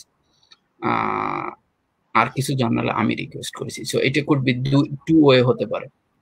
আর এই জিনিসটা শুরু হতে পারে as early as PhD second year third year থেকেই, যে স্পেশাল ইস্যু করা, তারপরে কোনো কনফারেন্সের চেয়ার থাকা। যদি এই জিনিসটা পিএইচডি স্টুডেন্ট থাকা অবস্থায় শুরু করা যায় আর পরবর্তীতে একাডেমিয়া ক্যারিয়ার চুজ করা হয় অথবা ইন্ডাস্ট্রি, ডাজন্ট ম্যাটার, তখন সে অ্যাসোসিয়েট এডিটর হতে পারে। আর বেশ কিছুদিন অ্যাসোসিয়েট এডিটর থাকলে প্রবাবলি এক পর্যায়ে চান্স আছে এডিটোরিয়াল বোর্ডে কাজ করার অথবা এডিটর ইন চিফ হওয়ার। আপনি গেস্ট এডিটর সম্পর্কে একটু বলেন, যে গেস্ট এডিটর, আপনি যে বিভিন্ন গেস্ট এডিটর ছিলেন বিভিন্ন স্পেশাল ইস্যুর, সেগুলো যদি একটু বলেন এই ব্যাপারে।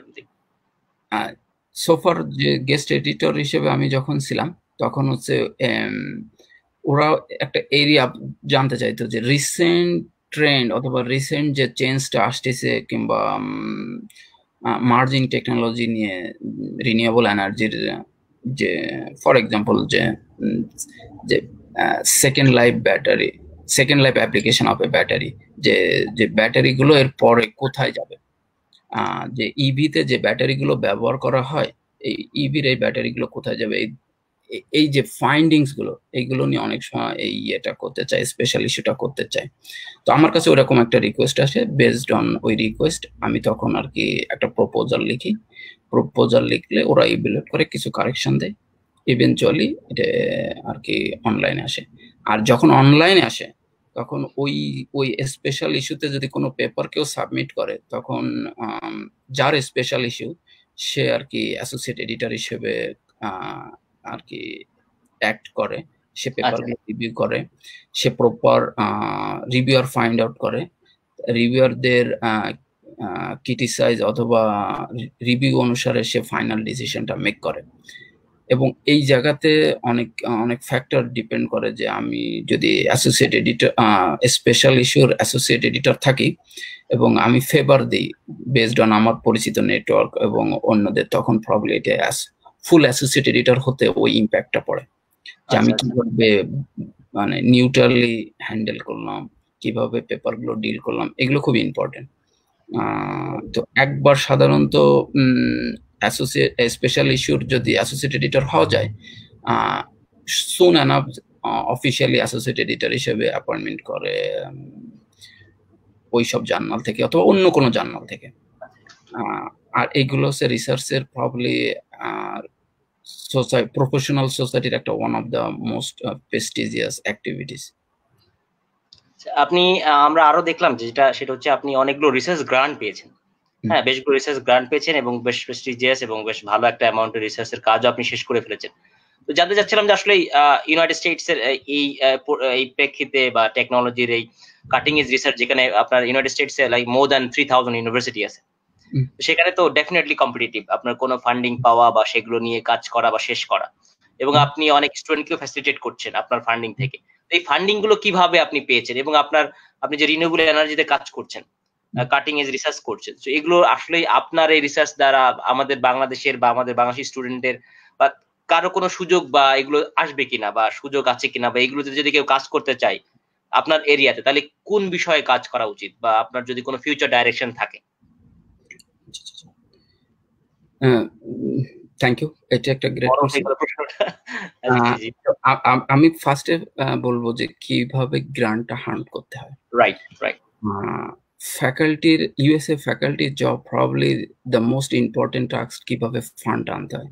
আচ্ছা, ফান্ড মানে ডলার, আর ডলারটা অ্যাকচুয়ালি মোটিভেট, যেমন একটা ফ্যামিলির যে রাইট, ইনকামটা হেল্প করে ফুডে, ইনকামটা হেল্প করে এডুকেশনে সাস্টেইন করতে। রাইট, লাইকওয়াইজ একজন ফ্যাকাল্টির গ্রান্টটা হেল্প করে তার রিসার্চে, স্টুডেন্ট হায়ারিং এ, তারপর নতুন প্রজেক্ট করতে, ইকুইপমেন্ট কিনতে, কনফারেন্সে পার্টিসিপেট করতে, এই all activities. Without funding probably research will dry up very soon. So ফান্ডিংটা কিভাবে ফার্স্টে আনতে হয়। রাইট, ফান্ডিং এর অধিকাংশ কম্পিটিশনটা হচ্ছে ওপেন, ন্যাশনাল ইউএস এর যে কেউ এই কম্পিটিশনে অ্যাটেন্ড করতে পারে। ইউএসএ তে মোর অর লেস প্রবাবলি আমাদের ফিল্ডে 2-3 হাজার ফ্যাকাল্টি আছে যারা এই কম্পিটিশনে আসে, এবং এই ফান্ডিং গুলো NSF, DOE, department of energy, NASA, industry funding, local government, এই সব জায়গা থেকে আসে। তো ইউজুয়ালি যখন একটা প্রপোজাল আমরা দেখি, প্রত্যেক উইকে আমি আর কি ট্রাই করি যে প্রপোজাল সম্পর্কে আপডেট নেওয়ার। স্টুডেন্টরা ডেফিনেটলি হেল্প করে, কিন্তু একজন ফ্যাকাল্টি মেম্বার ফার্স্ট তার ফান্ডিং ইনফরমেশনটা ফাইন্ড আউট করা এবং প্রপোজালের লেআউটটা প্ল্যান করা, ফ্যাকাল্টি প্রবাবলি দ্য আইডিয়াটা ডেভেলপ করা এবং স্টুডেন্টদের দেওয়া অথবা গ্রুপে কাজ করা যে ওকে আমার এই আইডিয়াটা আছে, এখন প্রপোজাল ডেভেলপ করতে হবে। বড় প্রপোজাল গুলো ডেভেলপ করতে অনেক দিন সময় লাগে, 2-3 মাস সময় লাগে। ছোট প্রপোজাল ডেভেলপ করতে স্টিল অনেক সময় লাগে। সো এই ফান্ডিং গুলোতে তখন ওই বেসড অন তাদের কল, তাদের নিড, ওই জায়গা ক্রাইটেরিয়া থাকে, ওকে ABCD, তখন ওই ক্রাইটেরিয়ার সাথে অ্যালাইন করে প্রপোজাল গুলো লিখতে হয় যে ওকে আমি এই প্রবলেমটাকে এইভাবে অ্যাড্রেস করব এবং এই এক্সপেরিমেন্টটা করতে চাই। যে জায়গায় আমার মাস্টার্স স্টুডেন্ট আছে, আমার পিএইচডি স্টুডেন্ট আছে, তারা এই কাজগুলো করবে এবং এই ফাইন্ডিংস গুলো আমি তাদের ক্রেডিট করব যে এজেন্সি ফান্ডটা দিবে। সো আমি একটা ফান্ডের কথা বলবো। রিসেন্টলি আমি যে গ্রান্টটা পাইছি প্রবাবলি নাসার একটা গ্রান্ট আছে, যে জায়গা মুন ড্রাইভ নামে একটা ফান্ড আছে। মুন ড্রাইভিং এর ফান্ডটা হচ্ছে যে ওরা মুনটাকে করতে চায়, ট্র্যাক করতে চায় কোথায় কোথায় লাভা টিউব আছে, যাতে যে অ্যাস্ট্রোনট গুলো হচ্ছে যেতে চায়, মুনে যায়, তারা যেন প্রোটেকশনের জন্য যে কোথায় নাইটে থাকতে পারবে লঙ্গার টাইম, ও এই ধরনের ট্র্যাকিং করা যাবে এই জায়গা থেকে, এবং তাদের সাপোর্ট কিভাবে রিনিউয়েবল এনার্জি দিয়ে দেওয়া যায় অথবা সোলার এনার্জি দিয়ে দেওয়া যায়। এই গ্রান্টটা আমি রিসেন্টলি পাইছি। এখন এটা গেল গ্রান্টের সাইড। সেকেন্ড, যে এই গ্রান্ট গুলো যখন পাওয়া যায়, যে এখন বাংলাদেশের পার্টটা কিভাবে অ্যাড হয়। বাংলাদেশের যদি আমার গ্রান্ট থাকে, অবভিয়াসলি আমি বাংলাদেশ থেকে স্টুডেন্ট আনবো এবং যে স্টুডেন্ট গুলো মাস্টার্স কিংবা হায়ার স্টাডি করতে পারবে, এই গ্রান্টের কাজ করতে পারবে। সেকেন্ড, একটা গ্রান্টের একটা ফেজ আছে, যে গ্রান্ট গুলো ইন্টারন্যাশনাল গ্রান্ট, যে গ্রান্ট গুলো নিয়ে আমি এখন কাজ করতেছি। কোলাবোরেটিভলি গ্রান্ট, যে গ্রান্টের একজন কোপিআই বাংলাদেশি হতে পারে, যারা রাইট নাও বাংলাদেশে আছে, যে কোনো ইউনিভার্সিটিতে অথবা not only university, outside of university হতে পারে।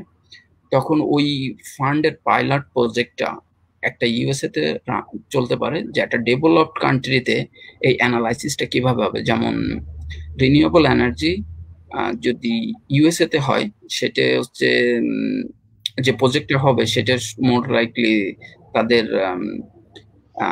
ব্যাকআপ হিসেবে কাজ করবে, কিন্তু বাংলাদেশে হচ্ছে মেন সোর্স যাবে পাওয়ারের। তখন এই যে দুটো অ্যাসপেক্ট, এই দুই অ্যাসপেক্ট অ্যানালাইসিস করার জন্য অনেক গ্রান্ট আছে।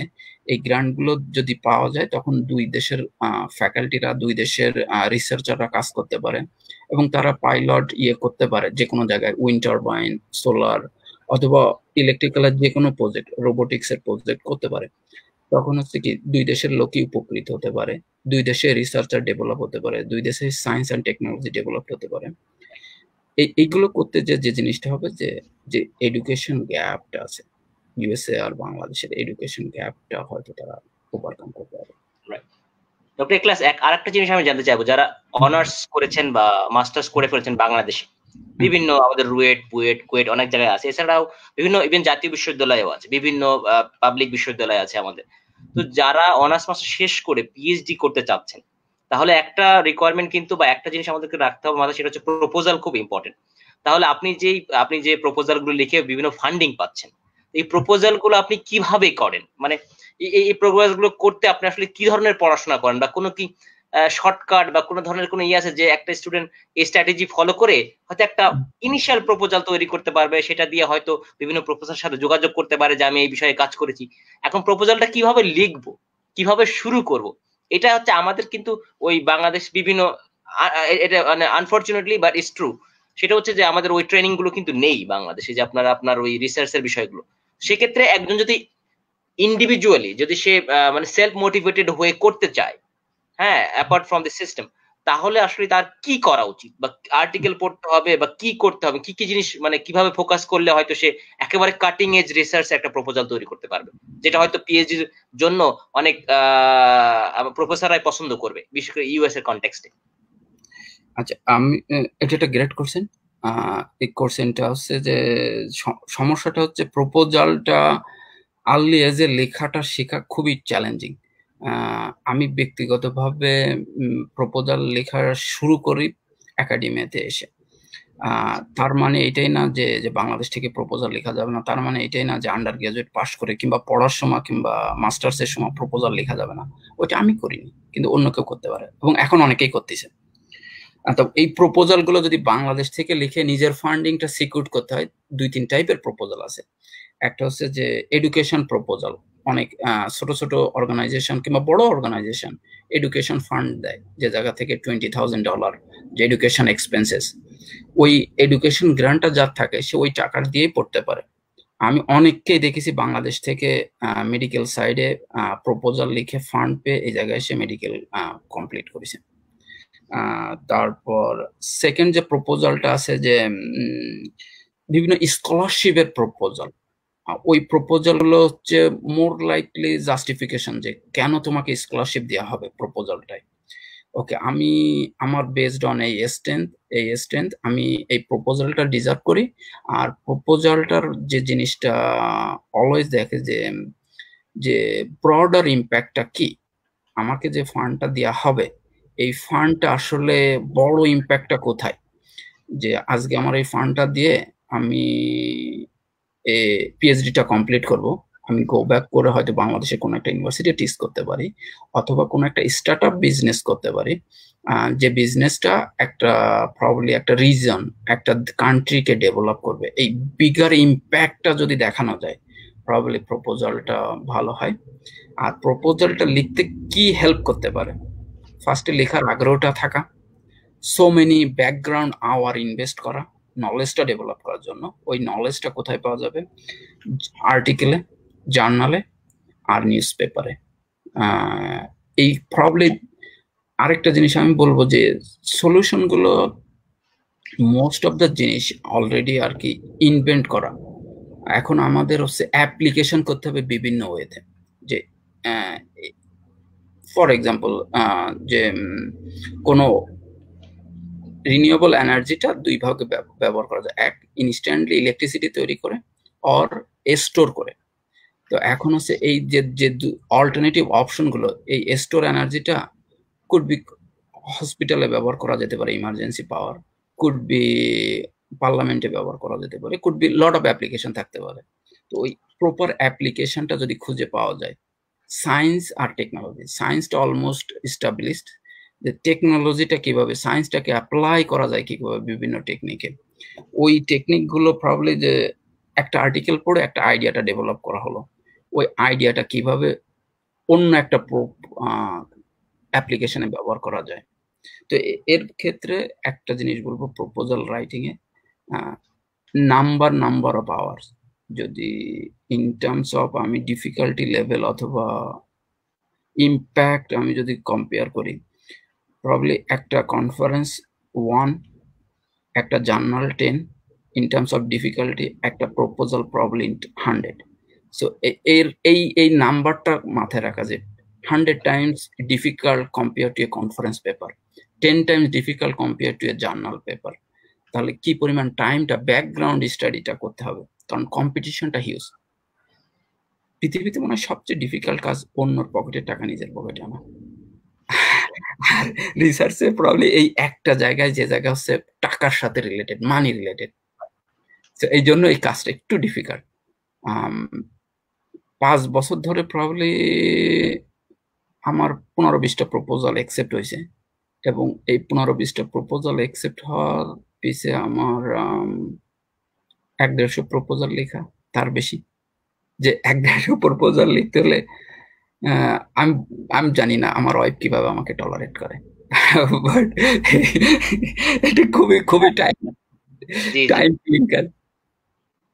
আচ্ছা ডক্টর ইখলাস, আপনাকে আপনি যদি একটু বলেন যে আসলে সাকসেসের কোনো শর্টকাট আছে কিনা?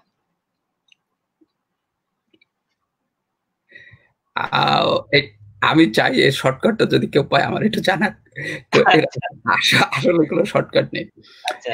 শর্টকাট আছে, অবভিয়াসলি শর্টকাট আছে, কারণ ফার্স্টে তাকে ফাইন্ড আউট করতে হবে যে তার উইকনেসটা কি হয়। প্রবাবলি এমন কোনো কাজ চুজ না করা তার উইকনেস অথবা ডিসএবিলিটির মধ্যে পড়ে। আমি ডিসএবিলিটি শব্দটা অনেকবারই ইউজ করলাম আজকের কথায়, কারণ লোকজনের জানা উচিত যদি কারো ডিসএবিলিটি থাকে তার সেটা ফাইন্ড আউট করা উচিত। আর তার স্ট্রেংথটা কি, স্ট্রেংথটা ফাইন্ড আউট করা উচিত। সো তার এমন একটা বিষয়, এমন একটা কাজ চুজ করা উচিত যেটা তার স্ট্রেংথে এবং আউটসাইড অফ তার উইকনেসে, তখন প্রবলি সে সাকসেসটা ফাস্টার পাবে। এইটাই একটা little bit shortcut, but number of hour সবার জন্য।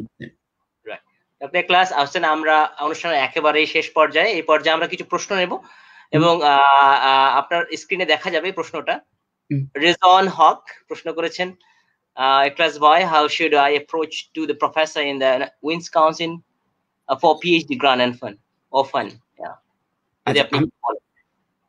Great question. আমি বলবো সরাসরি প্রফেসরদের ইমেল করা, ওয়েট করা, তারপরে তার রিলেটেড যদি কোনো কাজ থাকে সে কাজটা বলা, যে আমি এই প্রজেক্টে কাজ করেছি অথবা আমার এই পাবলিকেশন আছে, এখন হচ্ছে যে কাজটা প্রপারলি অ্যালাইন করে তার সাথে, অথবা নিজে একটা প্রপোজাল দেওয়া যে তোমার প্রজেক্ট আছে কন্ট্রোল সিস্টেম অফ সামথিং, আমি এই ফিল্ডে কাজ করি এবং এইভাবে কাজ করি, তো আমি তোমার এই প্রজেক্টটাকে ইনহ্যান্স করতে পারবো, তার বেনিফিটটা দেখানো। যখন হচ্ছে কোনো প্রফেসর কোনো স্টুডেন্ট নেই, প্রত্যেকে তার বেনিফিটটা খুঁজতে যায়, তখন যদি বলা যায় প্রজেক্ট এতে আমি এইভাবে তোমাকে পার্টিসিপেট করতে পারবো, তাহলে প্রফেসর বেশি লাইক করবে এইভাবে। আর প্রফেসরদের ফোন করা যায়, যদি 3-4 বার ইমেল করে রেসপন্স না পাওয়া যায়, ফোন করা যায়।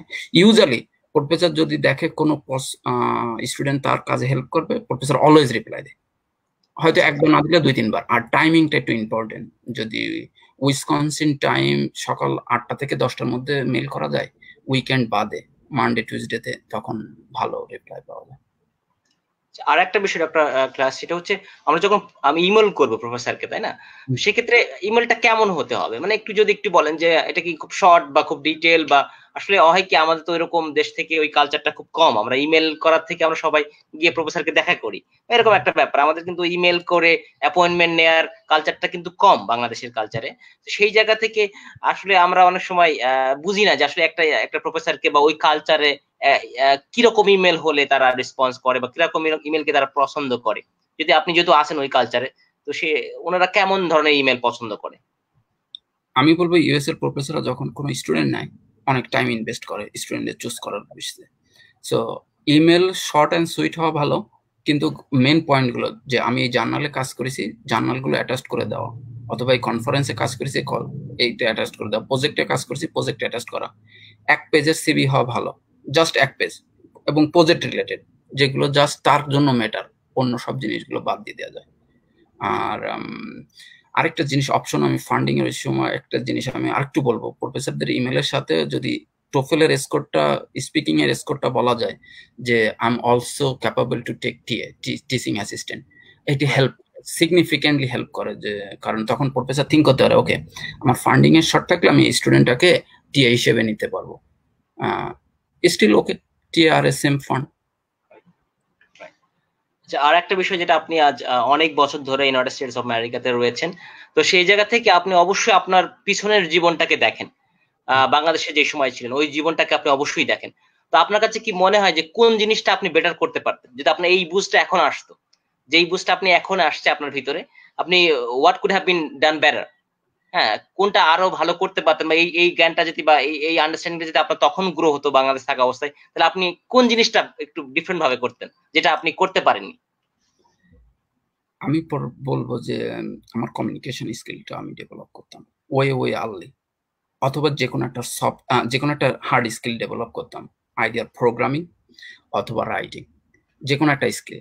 একটা যদি যে কোনো একটা স্কিল থাকে, এগুলো পিওর গোল্ড। যদি কেউ ভালো ইংলিশ লিখতে পারে, অথবা ভালো C++, অথবা ভালো ম্যাথল্যাব, যে কোনো একটা, জাস্ট নট অল, একটাতে মাস্টার হতে পারতাম। কুড বি আমি আরো দ্রুত ফান্ডিংটা পেতাম, কুড বি আমি আরো বেটার কিছু করতে পারতাম। আর উইকনেসটা প্রবাবলি, এটা আমার স্ট্র্যাটেজি ছিল যে উইকনেসটাকে হাইড করা। ইংলিশটা পারতাম না, এই জন্য ইংলিশটাকে আমি হাইড করার ট্রাই করেছি। ও যদি হাইড না করে, ইনস্টেড অফ 40 পেয়ে পাস না করে, যদি আমি ট্রাই করতাম যে ওইটাকে আরেকটু বেটার শেপে নেব, তাহলে প্রবাবলি ভালো করতাম।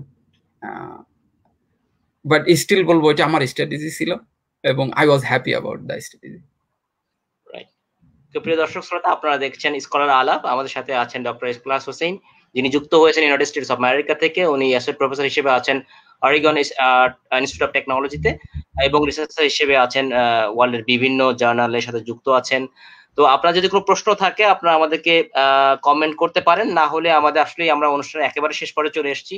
আমাদের ডক্টর ইখলাস, ওনার অবশ্য ডে টাইম, আমাদের জন্য যদিও নাইট, কিন্তু ওনার জন্য ডে টাইম। অবশ্যই আমার মনে হয় সেই জায়গা থেকে ব্যস্ত আছেন উনি। তো আমরা হয়তো ওনার আর বেশি সময় নেব না, যদি আপনাদের কোনো আর্জেন্ট কোনো প্রশ্ন না থাকে। ডক্টর ইখলাস, আপনাকে আর একটা বিষয় জানাতে চাই যে অনেক মানুষ আপনাকে ভালোবাসেন, সেটার ইয়েটা আমরা দেখতে পাচ্ছি, সবাই দেখছেন, সবাই লাইক করছেন। তো আমার মনে হয় আমাদের এই আজকের যে অনুষ্ঠানের যে উদ্দেশ্য, তরুণদেরকে উৎসাহিত করা, তরুণদেরকে জানানো যে আসলেই কেউই ওই যে কি বলে সোনার চামচ নিয়ে জন্মায় না। সবাই আসলে সবার একটা জার্নি থাকে। এই এক একটা জার্নি হয়তো এক এক রকম, এবং প্রতিটা জার্নির কিছু আপস এন্ড ডাউন থাকে। তো সেইগুলোকে বুঝেই নিজের ইমপ্রুভমেন্ট করাটাই আমাদের করার চেষ্টা করা উচিত। এবং আমরা যারা হতাশ হয়ে যাই খুব শীঘ্রই, বিভিন্ন কারণে, এনভায়রনমেন্টের কারণে বলেন, বা আমাদের পারিবারিক চাপে বলেন, বা আমাদের পড়াশোনার সিস্টেমের কারণে আমরা অনেক ক্ষেত্রেই হতাশ থাকি। তো সেই জায়গা থেকে কাটিয়ে ওঠা সম্ভব যদি ওরকম একটা ডিটারমিনেশন থাকে। তো আমার মনে হয় এটাই বোধহয় সামারি। আর আপনারা দেখছেন যে ডক্টর ইখলাস হোসেনের অবশ্যই উনি যেভাবে পরিশ্রম করেছেন, আমার বিশ্বাস যে আজকে এই কারণেই হয়তো একটা ভালো ইনস্টিটিউটে পড়াচ্ছেন। এবং লাস্ট আমরা শেষ করব আপনার একটা শেষ প্রশ্ন দিয়ে, সেটা হচ্ছে আপনার ভবিষ্যৎ প্ল্যান কি? আপনি by heart Bangladeshi, I am sure. So সেই জায়গা থেকে আপনি আমার তরুণ প্রজন্মের জন্য, বা আমাদের জন্য, বা দেশের জন্য আপনার কোনো প্ল্যান আছে কিনা, এবং আপনার রিনিউয়েবল এনার্জি নিয়ে আপনার পরবর্তী টার্গেটটা কি, আপনি কোথায় পৌঁছাতে চান? আচ্ছা, থ্যাংক ইউ। এটা প্রবাবলি আমি এক্সপেক্ট করতেছিলাম এরকম একটা কোশ্চেন। আমি এটা বলবো যে অবভিয়াসলি আমি বাই হার্ট বাংলাদেশি, এবং বাংলাদেশের জন্য, বাংলাদেশি স্টুডেন্টদের জন্য, মুসলিম কমিউনিটির জন্য কিছু করতে পারলে আমি অলওয়েজ হ্যাপি থাকবো, এবং যেভাবে সাপোর্ট করা যায়। আমার right now probably in next few ইয়ারের প্ল্যান হচ্ছে যে বাংলাদেশ আর ইউএস এর অথবা ওয়ার্ল্ডের যে এডুকেশন, আমরা যতটুকু পিছায় আছি, কিংবা যে নিস্ট আছে, নলেজ গ্যাপটা আছে, ওই নলেজ গ্যাপটা আমি ওভারকাম করতে চাই বাই রাইটিং বুকস। যে ধরনের স্ট্যান্ডার্ড টেক্সট বুক ইউজ করা উচিত ইলেকট্রিক্যাল ইঞ্জিনিয়ারিং এ, আমার ফিল্ডে, প্রোগ্রামিং এ, রিনিউয়েবল এনার্জিতে, ওই বইগুলো নিয়ে আমি কাজ করতেছি, যে বইগুলো আমি বাংলাদেশে ডিস্ট্রিবিউট করতে চাই, যাতে তাদের নলেজটা ইকুয়াল নলেজ থাকে। সেকেন্ড যে জিনিসটা আমি করতে চাই, বাংলাদেশ থেকে যে আমি এডুকেশনের ইয়েটা করতে চাই, যে যারা বাংলাদেশে 3rd ইয়ার পর্যন্ত পড়বে, 3+1 ইউএসএ থেকে আন্ডার গ্রাজুয়েট ডিগ্রিটা নিবে 1 ইয়ার এই জায়গায় এসে, অথবা 3+2 4+1 মাস্টার্স ডিগ্রিটা নিবে সরাসরি এই জায়গা থেকে। এই প্ল্যানের লক্ষ্যে আমি কাজ করতেছি। থার্ড যে জিনিসটা আমি কাজ করতে চাই, যে কোলাবোরেটিভলি কম্পিটিশন অর্গানাইজ করা, যে ইন্টারন্যাশনাল কম্পিটিশন গুলো আছে, বাংলাদেশ টিমগুলোর হেল্প করা রোবোটিক্সে, রিনিউয়েবল এনার্জিতে, এবং একসাথে কাজ করা সাইড বাই সাইড। তাহলে হচ্ছে কি দেশের ইয়াং জেনারেশন একটা চেঞ্জ আসবে, তারা দেখতে পারবে যে কিভাবে ফার্স্ট হ্যান্ড কাজ করতে হয়। হোপফুলি নেক্সট ইয়ার থেকে আমরা সামার ক্যাম্প করার ইচ্ছা বাংলাদেশে, যে জায়গায় আমি ফিজিক্যালি 2-3 মাস থেকে কাজটা করতে চাই এবং ওই জায়গা থেকে স্টুডেন্ট পিক করে আনা ইউএসএ তে সরাসরি। সো এই প্ল্যানগুলো আমার আছে। আমি বলবো যে লাইফ একটা জার্নি, একটা নট সিঙ্গেল ইভেন্ট।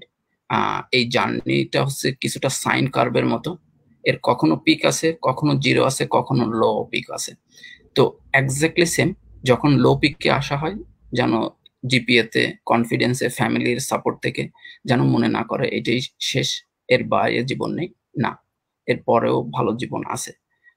কিন্তু হচ্ছে ওইটা যেতে হলে যে অনেক দিন ধৈর্য ধরতে হয়। এটা লাইক 1-2 মাস না, কুড বি ফিউ বছর ধৈর্য ধরলে, পরিশ্রম করলে আবার পজিটিভ পিকে আসে। যদি কেউ পজিটিভ পিকে আসার পর যদি মনে করে সে লাইফে অলরেডি সবকিছু অ্যাচিভ করে ফেলেছে, এখন তার কাছ থেকে কোনো কিছু আর যাবে না, কোনো কিছু লাইফে পার্মানেন্ট না, সে আবার যদি পরিশ্রম করা, ডেডিকেশনটা অফ করে দেয়, হয়তো 1 বছর ভালো ফল পেতে থাকবে বিকজ অফ প্রিভিয়াস ওয়ার্ক, কিন্তু আফটার দ্যাট এটা আবার ডাউন হিলে চলে যাবে। সো এটা মনে রাখা, success not permanent, failure also not permanent. এটা চেঞ্জ হয় based on dedication, based on hard work. এই হার্ডওয়ার্কটা করতে, ডেডিকেশনটা, এই ফাইটটা প্রবলি শুরু হয় নিজের সাথে। ফার্স্টে নিজের সাথে যুদ্ধ করে জিততে হয়, তারপরে যুদ্ধ করতে হয় ফ্যামিলির সাথে যুদ্ধ করে জিততে হয়, তারপরে এনভায়রনমেন্টের সাথে যুদ্ধ করতে হয়। এত কিছু যুদ্ধ করার পর তখন আসে যে ওকে নাও স্কিল কি কি ল্যাগিংস আছে ইন টার্মস অফ নলেজে, ওইগুলো ওভারকাম করতে হয়, তখন আর কি সাকসেসটা আসে। এতগুলো ফাইট, প্রবাবলি আনসাকসেস হওয়া খুব সহজ, সাকসেস হওয়ার জন্য অনেকগুলো লেয়ার অতিক্রম করতে হয়।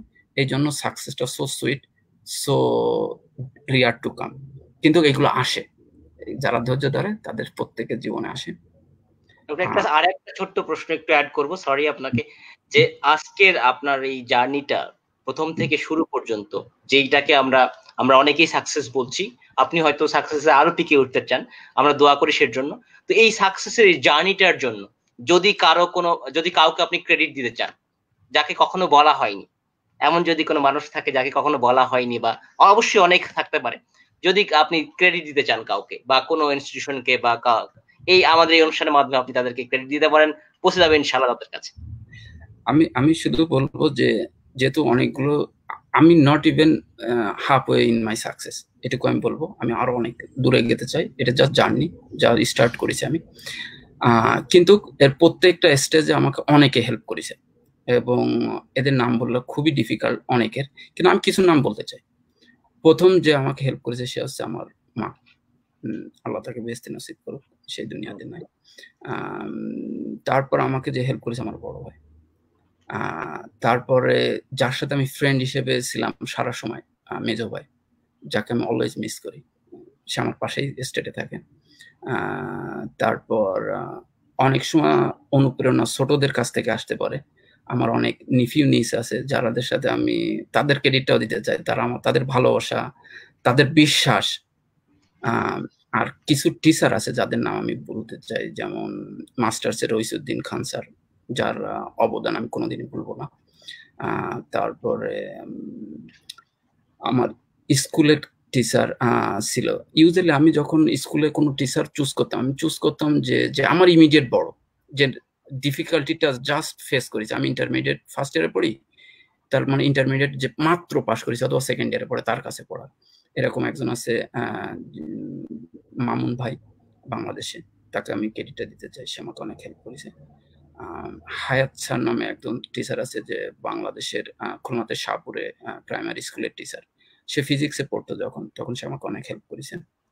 আর আমার ছোট বোন, যে আমার সবসময় পাশে ছিল, তাকে আমি আমার ক্রেডিটটা দিতে চাই। আর যার কথা না বললে নয়, আমার ওয়াইফ আমাকে হেল্প করেছে সিগনিফিকেন্টলি। আমি একজন ডিসঅর্গানাইজড লোক, কাজ করার সময় টাইম মনে থাকে না, খাওয়ার কথা মনে থাকে না, অনেক কিছু মনে থাকে না, সে হেল্প করে। সো অবভিয়াসলি ক্রেডিটটা তার আছে। প্রিয় দর্শক, আপনাদের কাছে আমাদের কৃতজ্ঞতা, আমাদের সাথে যুক্ত হয়েছেন, এবং আমাদের সবচেয়ে বেশি ক্রেডিট বা কৃতজ্ঞতা যাকে আমরা জানাতে চাই, আমাদের আজকের আমাদের অতিথি ডক্টর ইখলাস হোসেন। আপনাকে অসংখ্য ধন্যবাদ আমাদেরকে সময় দেওয়ার জন্য। আমাদের ছোট্ট একটা অনুষ্ঠান, এই অনুষ্ঠানে আপনার মতো মানুষ আসবে, শেয়ার করবেন এবং আমাদের তরুণ প্রজন্মকে উৎসাহিত করবেন, এটা আমাদের আশা, এটা আমাদের চাওয়া। আর সেই আশা থেকেই, সেই জায়গা থেকেই আপনাকে আহ আমাদের ভালোবাসা জানাতে চাই যে অনেক আরো শত শত মানুষের মতো আমাদের হৃদয়েও আপনি আছেন, থাকবেন। তো কাজ করে যান, আপনার sky is the limit, I believe. So ওই জায়গা থেকে আপনি কাজ করবেন, আপনি আমাদের বাংলাদেশের পতাকাটাকে উচ্চ থেকে উচ্চতর নিয়ে যাবেন, এই আশা করছি। দেশের জন্য কিছু করবেন, সমাজের জন্য কিছু করবেন, যাদের আপনাদের দিকে আমাদের অনেকেই তাকিয়ে আছেন সেই জায়গা থেকে। তো প্রিয় দর্শক, যেটা আমি আপনাদের উদ্দেশ্যে বলতে চাই, আমরা যেটা আজকে সামারি যদি বলতে চাই, আসলে শেষ কথা বলে কিছু নেই, জীবনের শেষ কথা বলে কিছু নেই, শেষ না হওয়া পর্যন্ত।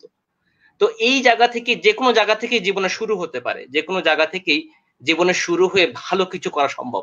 সেটার উদাহরণ আমরা অনেকবার দেখেছি, আরো দেখবো হয়তো ভবিষ্যতে। তো আজকে আমরা আজকের এই অনুষ্ঠানের একটা সাক্ষী হয়ে থাকলাম। তো আপনাদেরকে আবারও দেখা হবে পরবর্তী অনুষ্ঠানে, আবার পরবর্তী শুক্রবারে। তো সবাইকে ধন্যবাদ জানাচ্ছি আমার সাথে যুক্ত হওয়ার জন্য। দেখা হবে পরবর্তী অনুষ্ঠানে, কথা হবে, গল্প হবে এবং শুনতে চাই এই ডায়ালগে আমরা ইনশাল্লাহ ফিরে আসবো। ততদিন পর্যন্ত আপনারা ভালো থাকেন, সুস্থ থাকেন। আল্লাহ হাফেজ, আসসালামু আলাইকুম। Thank you.